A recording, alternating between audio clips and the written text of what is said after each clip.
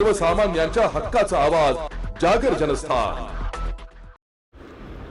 धुळे जिल्ह्याचे गेल्या 50 वर्षांपासूनचे प्रलंबित स्वप्न असलेल्या मनमाड-इंदूर रेल्वे मार्गाचे काम आता प्रत्यक्ष गती घेत आहे। आज बाळापूर फागणे परिसरात नव्याने उभारलेल्या जाणाऱ्या रेल्वे स्थानक आणि ट्रॅकच्या कामाचं प्रत्यक्ष पाहणी करण्यात आली आहे। आमदार अनुप अग्रवाल, माजी संरक्षण राज्यमंत्री डॉक्टर सुभाष भामरे आणि भाजप जिल्हाध्यक्ष गजेंद्र अंपळकर यांच्यासह अनेक पदाधिकारी व नागरिकांच्या उपस्थितीत या कामाचा ग्राउंड झिरोवर आढावा घेण्यात आला। यावेळी बोलताना डॉक्टर सुभाष भामरे यांनी सांगितले की 2014 मध्ये खासदार म्हणून निवडून आल्यानंतर जनतेने त्यांच्यावर या रेल्वे मार्गाची मुख्य जबाबदारी सोपवली होती। केंद्र सरकारकडे सलग 10 वर्ष केलेल्या सातत्यपूर्ण पाठपुराव्याला मोठे यश आले असून 2 सप्टेंबर 2024 रोजी या संपूर्ण प्रकल्पासाठी मंत्रिमंडळाने 18,000 कोटी रुपयांचा निधी मंजूर केला। तत्पूर्वीच बोरविहीर ते नरडाणा या पहिल्या टप्प्यातील कामाला सुरुवात झाली होती आणि आज ते काम वेगाने सुरू आहे। सध्या धुळे नरडाणा या टप्प्यासाठी 716 कोटी रुपये मंजूर असून त्यापैकी 37% आर्थिक प्रगती झाली। या मार्गावरील तब्बल 76%, 38.35 किमी भूसंपादन पूर्ण झाले असून उर्वरित काम युद्धपातळीवर सुरू आहे। आगामी कुंभमेळ्यापूर्वी हा मार्ग पूर्ण करण्याचे प्रशासनाचे उद्दिष्ट असून या प्रकल्पामुळे धुळे जिल्हा भविष्यात राज्याचे प्रमुख लॉजिस्टिक आणि औद्योगिक केंद्र म्हणून उदयास येईल। जागर जनस्थानसाठी रूपक बिरारी, धुळे। जी गोष्ट सर्व खानदेशवासियांना आतुरता होती का मनमाड इंदूर रेल्वे मार्ग ही केव्हा चालू होईल आणि केव्हा पूर्ण होईल, तर त्याच्यातली एक गोष्ट या ठिकाणी चालू झालेली आहे, ती म्हणजे मनमाड इंदूर रेल्वे मार्गाचा पहिला टप्पा धुळे ते नरडाणा हा प्रत्यक्षात या ठिकाणी चालू झालेला आहे। आणि आज या ठिकाणी येऊन खास करून पत्रकार परिषद घ्यायचा जो मानस होता आदरणीय बाबासाहेबांचा, तो म्हणजे तपपूर्ती मोदी साहेबांचे 12 वर्ष। या 12 वर्षात आदरणीय देशाचे पंतप्रधान मोदी साहेबांनी जे जनकल्याणचे कामं केलीत, त्या निमित्ताने प्रगती पथावर जे कामं चालू आहेत तिथं भेट देणं आणि मनमाड इंदूर रेल्वे मार्ग सारखा हा मोठा प्रकल्प या ठिकाणी अक्षरशः सुरू झालेला आहे। म्हणून या ठिकाणी आज या प्रेसचं आयोजन करण्यात आलेलं आहे। 2014च्या पहिलेचा भारत आणि 2014 नंतरचा भारत याच्यातला फरक आज प्रत्येक नागरिकाला अक्षरशः त्या ठिकाणी दिसत आहेत। हायवे असतील, मेडिकलच्या सुविधा असतील, करोना काळापासून सुरू असलेलं 5 किलो धान्य असेल,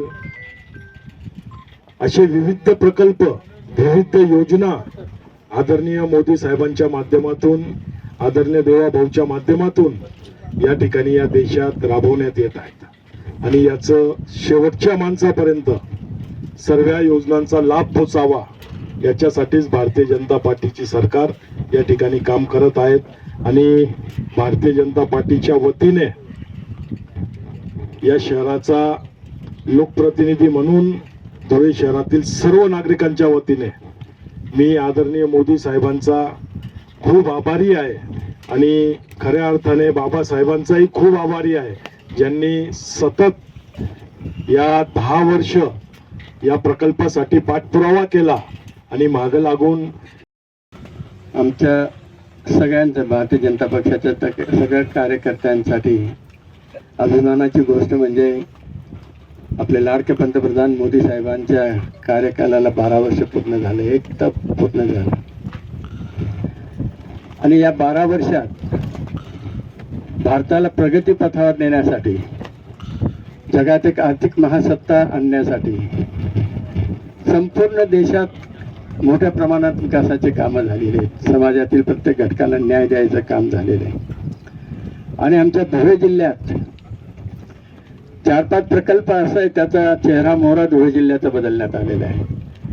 त्याच्यात आपण ज्या साईटवर बसलेलो मनमाड इंदूर रेल्वे असेल, 7 राष्ट्रीय महामार्ग या धुळे जिल्ह्यातनं जातात।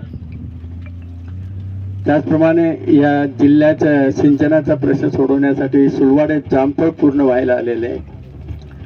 अक्कलपाड्याची क्षमता वाढवलेली आहे.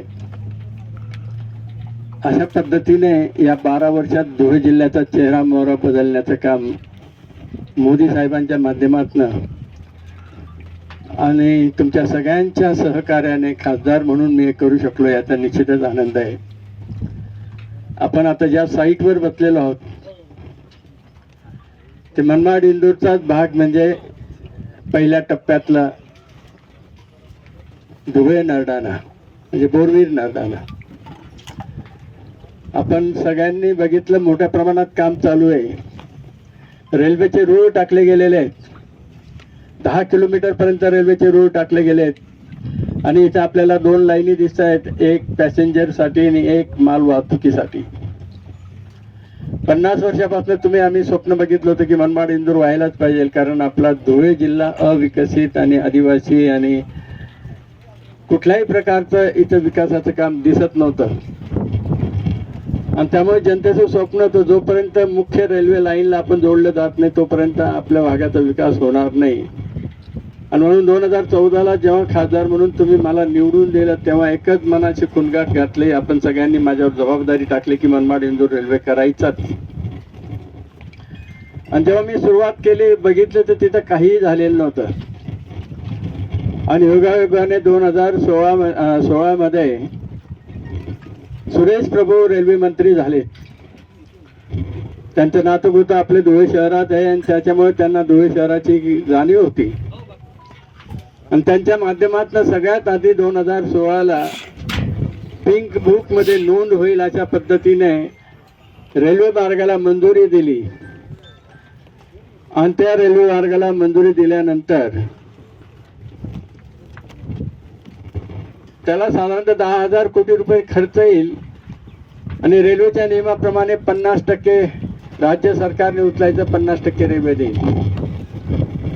त्यावेळेस महाराष्ट्राच्या राज्य सरकारने 50% द्यायची कबुली दिली, परंतु मध्य प्रदेशच्या राज्य सरकारने असमर्थता व्यक्त केली की आम्ही नाही करू शकत.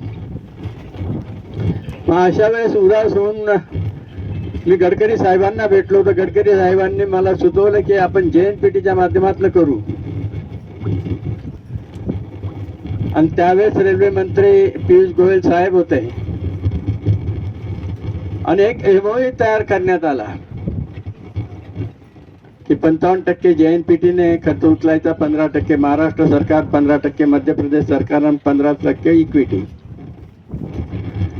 आणि MOUचा कार्यक्रम पार पडला. त्या कार्यक्रमात आपल्या राज्याचे मुख्यमंत्री देवेंद्रजी फडणवीस साहेब होते, गडकरी साहेब होते, रेल्वे मंत्री म्हणून पियुष गोयल साहेब होते, मी स्वतः होतो. परंतु 2-4 महिन्यानंतर खाते बदल झाल्यानंतर शिपिंग मिनिस्ट्री दुसऱ्या मंत्र्याकडे गेलं आणि शिपिंग मंत्र्याचे त्यावेळेचे मंत्री आणि सेक्रेटरी यांनी नकार दिला की रेल्वेचा मार्ग आहे, आम्ही कशाला खर्च करू. अतिशय उदास होऊन मी पंतप्रधानांकडे गेलो. योगायोगाने त्यावेळेस मी संरक्षण राज्यमंत्री होतो म्हणून मला PMO मध्ये डायरेक्ट एंट्री होती. आठवड्यातनं 3 ते 4 वेळा तरी भेटायचो आणि तसा आदेश मोदी साहेबांचाच होता. संरक्षण खातं अतिशय सेन्सिटिव्ह असल्यामुळे त्यांना फीडबॅक देणं आठवड्यातनं 3-4 वेळा आवश्यकच होतं. आणि संरक्षण खात्यासाठी जे काही संपल्यानंतर मी रेल्वेचाच विषय काढायचो. आणि मोदी साहेबांनी मला शब्द दिला कुठल्याही परिस्थितीत मनमाड इंदूर रेल्वे आपण करूच. आणि रेल्वे मंत्र्यांनाही सूचना दिली की तुम्ही याच्या बाबतीत मार्ग काढा. फेब्रुवारी 19ला 2 महिने राहिले होते निवडणुकीला. त्यावेळेस रेल्वे मंत्र्यांनी आणि गडकरी साहेबांनी ठरवलं की 18,000 कोटीचा प्रकल्प मंजूर करण्यासाठी कॅबिनेटची परवानगी आवश्यक असते. पण आता जास्त दिवस राहिलेले नाही म्हणून रेल्वे मंत्र्याच्या अधिकारात धुळे नरडाणा हा पहिला टप्पा सुरू करून देऊ. धुळे नरडाणा 51 किलोमीटरचा टप्पा आहे आणि त्याला 716 कोटी रुपये लागणार होते आणि ते रेल्वे मंत्र्याच्या अखत्यारीतलं होतं आणि ते मंजूर झालं. आणि फेब्रुवारी 19ला मोदी साहेब इथं धुळे शहरात आले होते. सुलवाडे जामफ आणि रेल्वे दोन्ही प्रकल्पाचं उद्घाटन केलं.